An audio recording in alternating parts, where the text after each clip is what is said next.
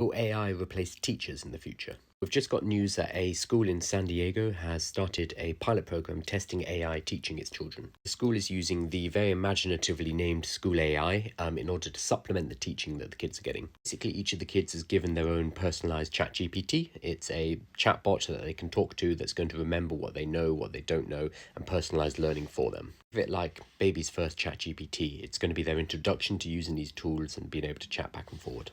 You're going to be seeing a lot more of this in the future because what this allows is basically for any kid to have a personalized tutor who knows where they are, what they know, and what they need to learn. Previously, this was only really available for kids who had money or their parents had money, but now this means using AI, we're going to be able to give every kid a tutor, which is really exciting. So the big question here obviously is how is this going to jive with existing teachers and existing education system? I imagine initially what we're going to see is that these digital tutors, these chatbots, are going to be used alongside teachers. They're going to be used to reinforce learning. They'll be used to go through exercises, for example, that the teacher can't necessarily do one-on-one with each student.